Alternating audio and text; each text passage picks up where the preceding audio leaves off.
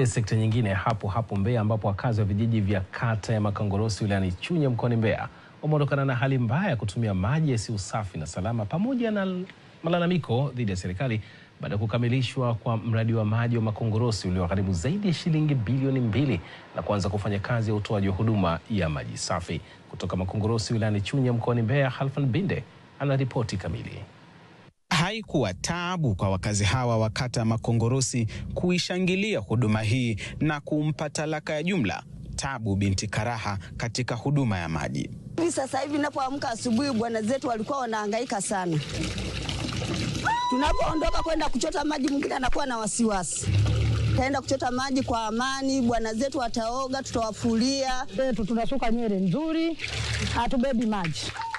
Tunapata maji safi na salama. Kipindi cha nyuma tulikuwa tunahangaika ndoo 3.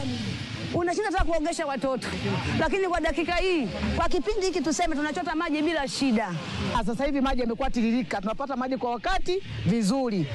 Kwa hiyo mimi nasema huyu mama nisimchoshe. Nasema asante sana. Viongozi wa serikali za mitaa na vijiji sasa wanakiri kupungua kwa hodi nyingi za wananchi na kuwalalamikia juu ya upatikanaji wa maji safi na salama. Nilikuwa nikipigiwa kelele sana na wananchi wangu. Mwenyekiti, tunataka maji hapa, tunapata maji shida. Tunaenda kuchota sehemu ambazo ni hatarishi. Kwenye malongo besi huko wanakochimba. Kwa maji hayo sio salama. Mashuleni watoto wetu walikuwa wanahangaika, lakini kwa sasa mashuleni maji yanapatikana. Kata ambayo ilikuwa na shida ya maji ni kata ya Makongorosi.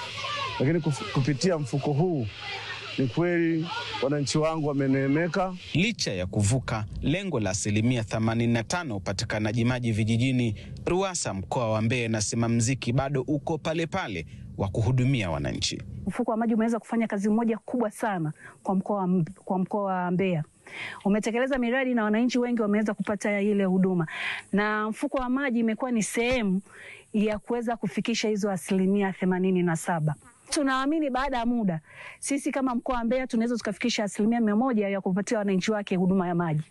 Tunaendelea kuhakikisha tunataka kumiti viwango vya mahitaji vya wananchi wetu. Mkuu wa wilaya ya Chunya anasema kwa wilaya hiyo kauli ya kumtua mama ndoo kichwani imebadilika. Tena tumeshabadili hata kauli, sio kumtua mama ndoo kichwani. Ama kumtua maana yake atakuwa anayachota kutoka mbali. Sasa hivi hatumtui, tulishamtua.